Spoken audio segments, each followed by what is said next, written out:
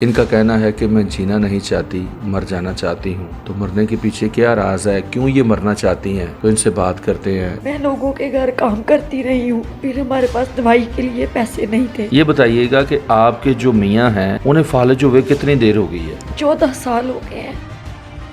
मैंने फिर सूद पे किसी से पैसे लिए, 4 लाख रुपया लिया था। कितनी दफ़ा पैसे दिए हैं वो ख़त्म ही नहीं होते। कुछ दिन बाद बंदे आते हैं, गालियाँ देते हैं, इज्जत की बात करते हैं, गली में शोर मचाते हैं कि हमें पैसे दे, हम वरना हम अब इज्जत तक पे हाथ डालेंगे।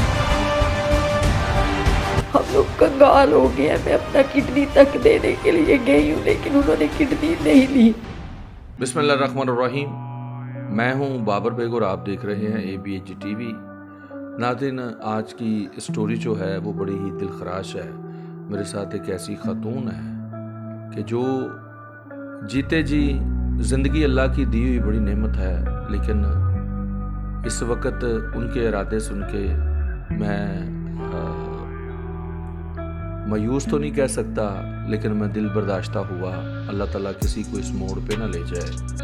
तो इनकी क्या स्टोरी है, इन्हीं की ज़बानी सुनते हैं। लेकिन चूँकि इनका कहना है कि मैं जीना नहीं चाहती, मर जाना चाहती हूँ। तो मरने के पीछे क्या राज है, क्यों ये मरना चाहती हैं? तो इनसे बात करते हैं। अस्सलाम वालेकुम जी। वालेकुम अस्सलाम। अच्छा, आप मुझे ये बताएं, बात उर्दू में करेंगी पंजाबी में? अच्छा, ये मुझे बताइएगा कि आपका मसला क्या है, क्यों मतलब मैं आके आपको मिला हूँ, आप बात करने से पहले ही रोने लगी, क्यों आप मरना क्यों चाहती हैं? कि आप कहती हैं कि मैं अपनी किडनी बेचना चाहती हूँ, मैं मरना चाहती हूँ। आपके मरने में और किडनी बेचने में, दोनों चीज़ों में क्या राज है, ये हमें ज़रा बताइए। घर के हालात ऐसे थे कि मियाँ को फालिज हो गया, हमारे पास कुछ भी नहीं था। मैंने किसी से उधार लिया सूद की सूरत में। अच्छा, मुझे पहले मैं तफसील से आपके साथ, मुझे बड़े सुकून से आप जवाब दें। ये बताइएगा कि आपके जो मियाँ हैं उन्हें फालिज हुए कितनी देर हो गई है? 14 साल हो गए हैं। 14 साल हो गए। अच्छा, 14 साल उनके फालिज को हो गए हैं। फिर घर का निज़ाम मामला कौन चलाता रहा? मैं लोगों के घर काम करती रही हूँ, फिर हमारे पास दवाई के लिए पैसे नहीं थे। मैंने फिर सूद पे किसी से पैसे लिए, 4 लाख रुपया लिया था। ये 4 लाख रुपए की ज़रूरत आपको क्यों पेश है, क्यों लिया आपने? मियाँ की दवाई लेनी थी, उसके बाद घर के कुछ काम ऐसे थे, फिर बेटी का थोड़ा माशरे के साथ चलने के लिए बेटी की शादी थी। मतलब असल तो आपने जो वो रकम उठाई है, आपके कहने का मतलब है कि आपने शादी के लिए, क्योंकि हमारे मुआशरे में नाज़रीन ये बड़ा प्रॉब्लम है। आज कोई गरीब शख्स भी अपनी बेटी की शादी करना चाहता है तो हमारे आसपास के लोग, हमारे बहन भाई उसे पूछते हैं कि की बनाया जे, की देना जे। सो ये बातें जो हैं वो एक ऐसा लम्हा होता है कि इंसान चाहता है कि चोरी करके भी मैं जो है वो मुआशरे में अपनी झूठी इज़्ज़त जो है वो बना लूँ। इसका हकीकी इज़्ज़त से तल्लक नहीं है। हर बंदा चाहता है अपने बच्चों को देना, लेकिन जो इन्होंने रास्ता अख्तियार किया मेरे नज़र में वो गलत है। मतलब वो इन्हें नहीं करना चाहिए था, लेकिन आज वो रास्ता, वो फैसला इन्हें किस मोड़ पे ले गया है कि आज ज़िंदगी से नफ़रत हो गई है और मौत को ये गले लगाना चाहते हैं। अच्छा जी, आपने बेटी के लिए 4 लाख का सूद पे कर्ज लिया। जी, वो कितनी दफ़ा पैसे दिए हैं वो ख़त्म ही नहीं होते। कुछ दिन बाद बंदे आते हैं, गालियाँ देते हैं, इज्जत की बात करते हैं, गली में शोर मचाते हैं कि हमें पैसे दे, हम वरना हम अब इज्जत तक पे हाथ डालेंगे। मुझे ये नहीं पता था कि इस तरह होता है। मतलब आपने सूद पे पैसे ले लिए, लेकिन आपने ये रवैया, इसके बारे में आपको इल्म नहीं था कि ये भी होगा? नहीं, ये नहीं था पता मुझे। ठीक है। अच्छा, ये सूद के पैसों का किसी ने आपको मशवरा दिया या आपके ज़हन में ख्याल आया, किसी ने मोटिवेट किया, किसी को आपने दुख सुनाया तो उसने कहा ये कर लो? बस ऐसे ही बैठे हुए तो मैंने एक से बात की कि मेरे पास कुछ भी नहीं है। वो मुझे कहती कि तुम इस तरह करो, सूद पे पैसे ले लो, साथ साथ उधार देना। वो उतरे ही नहीं है। 2 साल हो गए, हम लोग कंगाल हो गए हैं। मैं अपना किडनी तक देने के लिए गई हूँ, लेकिन उन्होंने किडनी नहीं ली, क्योंकि गरीब की इधर कोई नहीं सुनी जाती। किडनी कितने में आप दे रही थी? 15 लाख। 15 लाख में? लेकिन आपको यकीन था कि आपकी किडनी निकाल के आपको 15 लाख दे देंगे?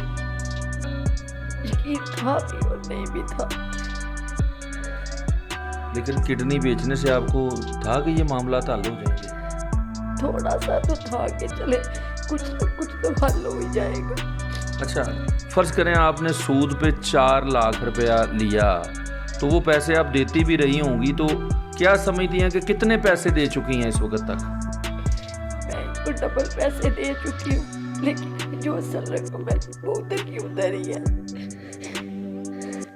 नाज़रीन, सूद का कारोबार जो इस वक्त किसी से ढका छुपा नहीं है, वो सरेआम आपके सामने हो रहा है, वो मुख्तलिफ सूरतों में हो रहा है। लेकिन हम छोटे होते थे तो हम सुनते थे कि ब्याज, तो ब्याज पे जो है वो पैसे दिए जाते हैं।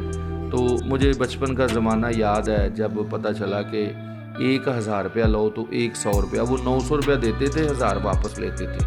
बचपन का ज़माना है था, मतलब हम सुनते थे। लेकिन आज तक वो कारोबार इसी तरह रमा दमा है, कोई बंदा इस कारोबार पे हाथ डालने को तैयार नहीं। वो बिल्कुल जो है दंदनाते फिर रहे हैं, लोगों की जाके माँ बहन बेटियां घर में घुस जाते हैं, लेकिन चूँकि वो कहते हैं पैसे लेने हैं। लेकिन किसी बंदे को ये जुर्रत नहीं होती वो पूछे कि यार पैसे हैं किस चीज़ के। आप बिलीव करें, अगले दिन मैं लाहौर गया हूँ, एक फैमिली ने 20,000 रुपया लिया, मेरे चैनल पे स्टोरी मौजूद है। 30,000 रुपये उस पर वो सूद दे बैठे, लेकिन 20 वहाँ का वहाँ था।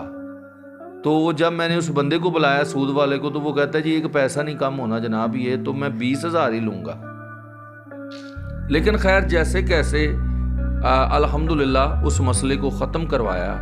तो इस के बाद फिर एक और स्टोरी है मेरे चैनल पे, जो एक लड़की बेचारी, उसने 50,000 रुपये सूद पे लिया, तो वो उसकी किस्त भी देती थी, उसके बावजूद वो सूद के पैसे 1.5 लाख हो चुका था। और वो जो है लोगों के घरों में काम करना, उसने अपनी बेटी को स्कूल जाना छड़ा लिया, 2-3 हज़ार रुपया फीस थी। तो वो मतलब हस्बैंड उसका वो डाइवोर्स औरत थी, तो उसे भी किसी ने मशवरा दिया कि बहन सूद पे पैसे ले लो।